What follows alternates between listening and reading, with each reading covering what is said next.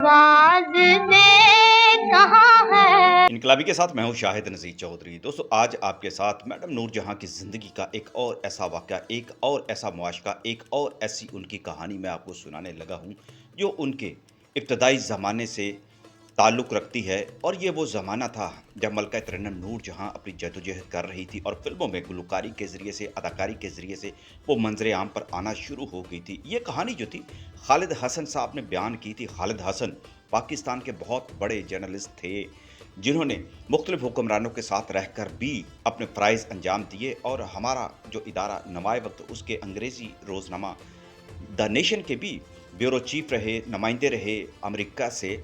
और पाकिस्तान में भी उन्होंने कई अंग्रेज़ी अखबारात के साथ काम किया एडिटर के तौर पर। और सबसे उनके और भी बहुत सारे हवाले हैं। फैज़ अहमद फराज और सादत हसन मंटो के बहुत ज़्यादा करीबी साथी भी थे और मलका तरन्नुम नूर जहां के एक बेहतरीन दोस्त भी थे। लेकिन ये जो कहानी है उन्होंने लिखी थी, बयान की थी। मैं ये चाहता हूँ जो उन्होंने ये कहानी लिखी, इसमें जो उन्होंने ज़िक्र किया एक ऐसे किरदार का जिसके बारे में शायद ही चंद एक लोग ही जानते होंगे, जिन्होंने अंग्रेज़ी में खालिद हसन साहब के इस मज़मून को पढ़ा था और उसमें उन्होंने लिखा था। बाकी दुनिया नहीं जानती कि वो कैरेक्टर कौन था जिसने मलका तरन्नुम नूर जहां की मौत की खबर सुनकर उनको फ़ोन किया, लेकिन वो उस वक्त अभी ज़िंदा थी। फिर उस कैरेक्टर ने उनसे माफ़ियाँ मांगी और फिर ये इंकशाफ किया कि उनका मलका तरन्नुम नूर जहां के साथ हकीकत में क्या ताल्लुक़ रहा। खालिद हसन साहब ने ये मज़मून जो था अंग्रेज़ी अखबार में लिखा था और उन्होंने ये बात बताई कि ये उस दौर की बात है जब शौकत हुसैन रिजवी फिल्म इंडस्ट्री में अपना नाम बना चुके थे और नूर जहां एक उभरती हुई गुलकारा और अदाकारा थी। दोनों के दरमियान एक दिल लुभाती मोहब्बत का रिश्ता कायम हो चुका था। लेकिन इस कहानी के पीछे कुछ ऐसे वाक़यात भी थे, ऐसे लम्हात भी छुपे हुए थे जो कभी किसी को सुनाए ना गए। एक दिन शूटिंग के दौरान रिजवी ने नूर जहां से हंसी मजाक में कह दिया, तुम अपने बालों में नूरी कौन सा तेल लगाती हो, बहुत बदबू आती है। ये एक आम सा जुमला था, लेकिन जैसे ही ये अल्फाज उनके मुंह से निकले, नूर जहां ज़ारो कतार रोने लगी। रिजवी हैरान रह के सोचा, ये कैसी औरत है, कोई मुझे बताता कि ये औरत तो बहुत ख़तरनाक है। मगर मैं तो इश्क में अंधा हो चुका था, कुछ समझ नहीं आ रहा था। शौकत हुसैन रिजवी ने बाद में अपनी किताब के अंदर इन ख्यालात का इजहार भी किया था और खालिद हसन साहब से भी ये बातें सारी की, जिसका जिक्र खालिद हसन साहब ने अपने मजमून में किया था। इस वाक़या के बाद शूटिंग तकरीबन 6 दिन तक रुकी रही थी क्योंकि नूर जहां का मूड ख़राब हो चुका था। जब काम दोबारा शुरू हुआ तो रिजवी ने फैसला कर लिया कि वो अब नूर जहां को मुकम्मल नज़रअंदाज कर देंगे। लेकिन स्टूडियो में घूमने वाले पंचोली ख़ानदान के नौजवानों ने उन्हें मनाया और यूं दोनों में दोबारा सुलह हो गई और मोहब्बत का सिलसिला फिर से बहाल हो गया। कुछ ही दिनों बाद फिल्मी दुनिया के बुजुर्ग पंचोली साहब ने शौकत रिजवी को बुलाया और बड़ी नरमी से कहा, देखो शौकत, मेरे भतीजे तुम्हारे दोस्त हैं और मैं तुम्हें भी उन जैसा समझता हूँ।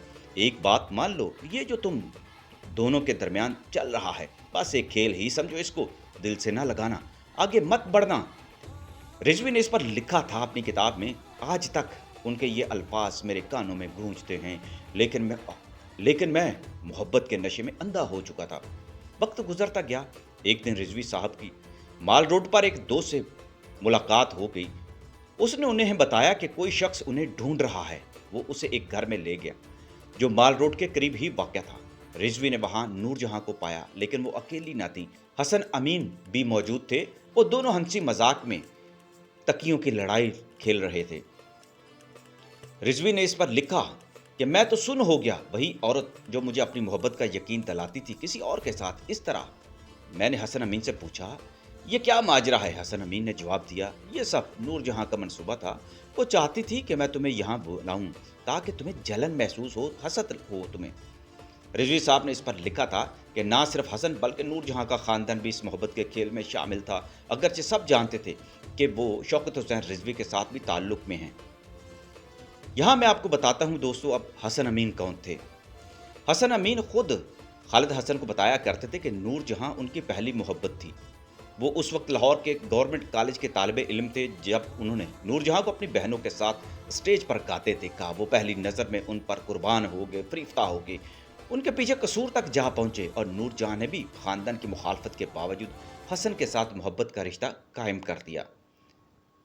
خالد حسن نے اس پر لکھا کہ 99 کی گرمیوں کی ایک شام اسلام آباد میں حسن امین کے ساتھ اسلام آباد میں میری ملاقات ہوئی. اس نے ایک افواہ پھیلی ہوئی تھی کہ نور جہاں کراچی میں انتقال کر چکی ہیں. حسن امین نے فوراً فون اٹھایا اور نور جہاں کو کال ملا دی. فون پر وہ بار بار کہتے جا رہے تھے، نوری نوری مجھے معاف کر دو، نوری مجھے معاف کر دو، نوری مجھے معاف کر دو، نوری پلیز مجھے معاف کر دو. جب خالد حسن نے کہا حسن نور جہاں کو میرا بھی سلام کہنا، تو حسن کہنے لگے نوری میرے ساتھ ایک میرا پرانا دوست ہے، وہ تمہیں سلام بھیجتا ہے. اس نے خالد حسن کے بارے میں بتایا تو دوسری طرف سے نور جہاں کی مسکراتے ہوئے آواز آئی، وہ تو میرا بھی پرانا اور خاص دوست ہے، بڑا قریبی ہے میرے.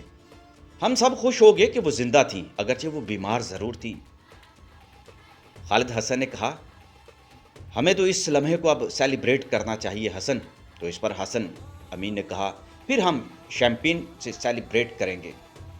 خالد حسن نے حیرت سے پوچھا اسلام آباد میں شیمپین؟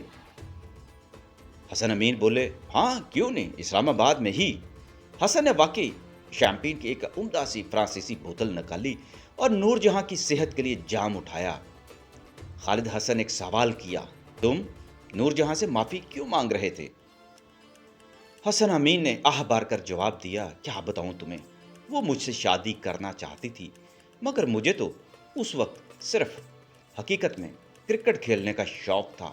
محبت میں نے کی تھی اس سے، مگر کرکٹ کی محبت زیادہ گرم تھی.